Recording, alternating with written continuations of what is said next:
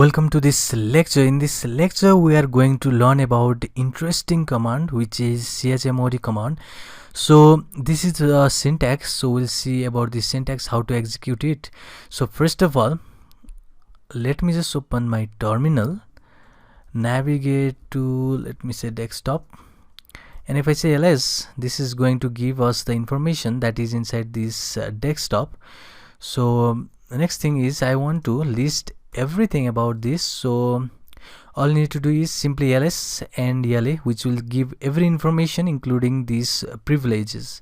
So here you can see these are the syntax over here, and now we have the file group. This is basically the first one is for the owner and the second one is for the file group. So every file has this type of permission over here. So you can see we have this D, which stands, or basically which refer to the directory. That means this demo1 is directory, and if it is dash, that means it is a file. So any of the privilege that starts with D is for directory, and if it is single dash, that means it is the file. So next one from that is the 3 character, which basically is for the owner, and the next one 3 is for the file group, and the next one 3 is any other user, that is except for the file group and for the owner, because we have already specified for the owner. So let me just grab one of these. So let me say I want to grab this demo1. So let me just grab these characters. So let me just copy this, and let's go back to our editor, that is text editor, and let's paste down here. So I have already said you that if you see here, this D is for the directory. If it was single dash, it means it was the file, but if it is with D, that means it is a directory, and the next 3 letters or the character is for the owner. And if you see here, it is RWX. So what this RWX means is it is the mode. So you can see here it is read, write, execute. That means owner can read this directory, write to this directory, and execute this directory or manipulate this directory. So owner can do anything inside this directory. If I say something like dash, because if I start with the dash, that means it is a file, and if I say R and dash and x or dash dash, that means it starts with dash, that means it is a file, and these first three character is for the owner. That means owner can only read the file, he cannot write to the file, or he cannot execute that file. So this is the mode, and after these 3, the next 3 is for the file group. So file group can read that file, and they cannot write to that directory basically, and they can execute that directory. So next 3 is for the group, that is other than that of the owner and the file group, which only can read and execute, not can write to that directory. If it was something like let me say write and execute and read dash dash, so that means it is a file where owner can only read the file, file group can read, write, execute to the file, and the other user can only read that file. They cannot write to the file, they cannot execute that file, which is basically the mode of operations over here. So if you want to change this basically the syntax or basically the privilege to that file, so let me just open again the terminal, and if you see in this test.txt, you can see that it is a file because it starts with the dash. RW is basically the privilege for the owner, so they can only read and write, they cannot execute that file, and for the file group they can only read, and for the other user they can also only read. If you want to change this privilege of this test.txt to something that everyone can do anything to that file, you have to make use of this CSM Modi command, which will make changes to this privilege of this file system. So let's go back over here and see the syntax first. So we have CSM Modi command, which is going to change that privilege. It will just basically make the changes to the file permission. So next one is the option. So option here is the recursive or the force or a verbose. We have a couple of, we have for the basically which will just suppress most error message. It will be done forcefully. We have something like the other option like C, which is for the changes. It can be -C, which is for the changes. It can be the version or anything. So first of all, here is the recursive. So this is important. So recursive is going to change the files and directory recursively. And next option here is a force. So this F option will suppress most of the error messages. And the next one is verbose over here, which is the V, which will just output a diagnostic for every file that is being processed, because this is going to give any information that is being processed. So we'll just do this R mode, and we can just assess the permission using this octal mode. So we can also do a symbolic way, but that is very much harder than this. So we'll just see the octal now.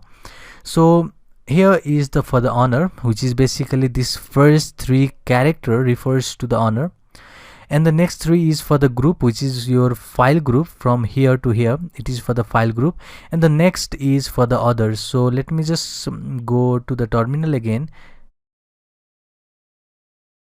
I want to grab this permission, so let me just grab copy this permission, and let's go back to here.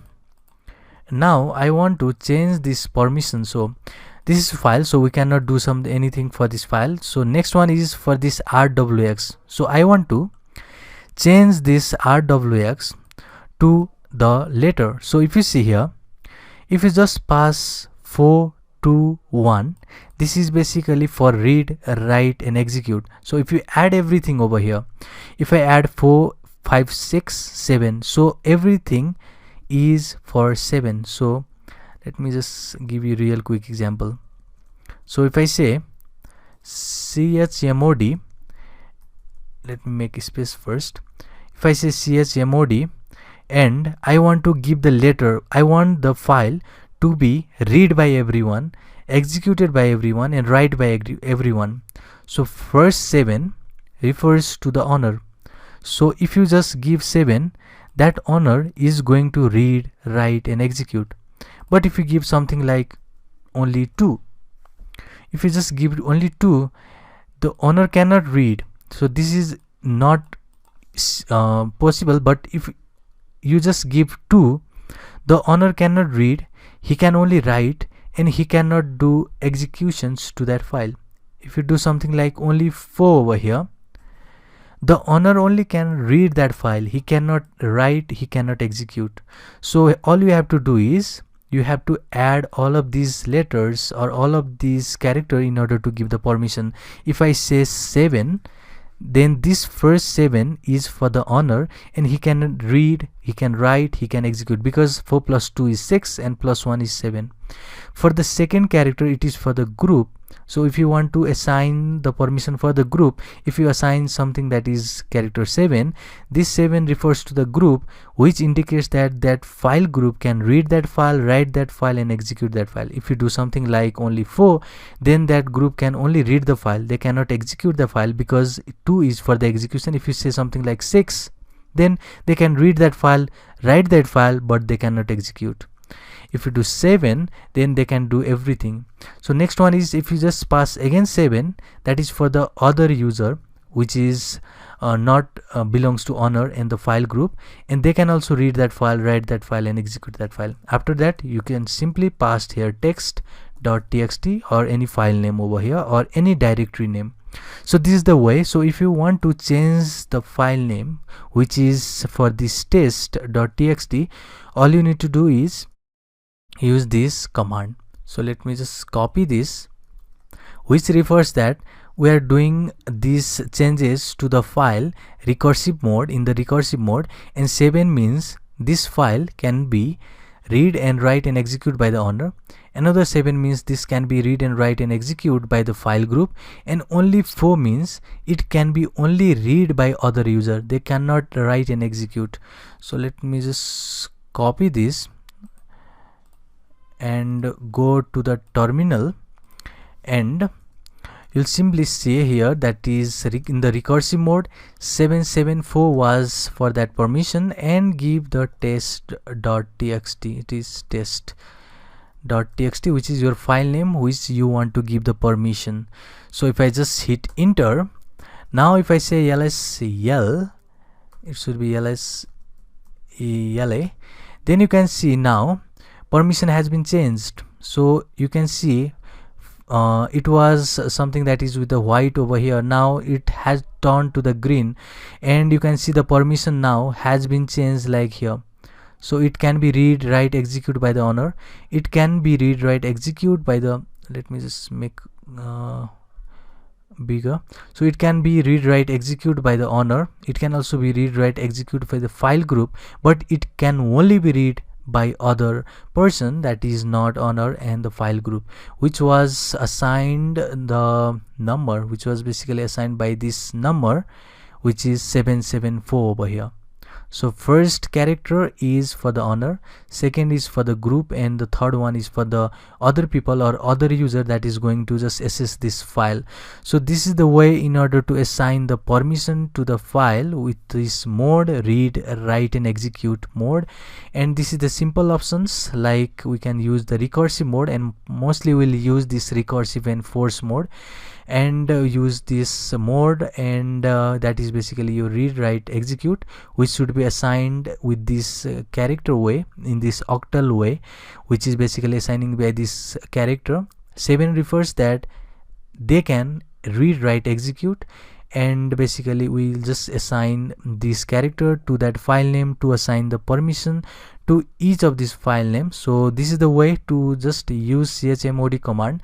In the upcoming lecture we'll see now the further aspect of the Kali Linux and how to just make use of this command in the hacking. So see you in the next one.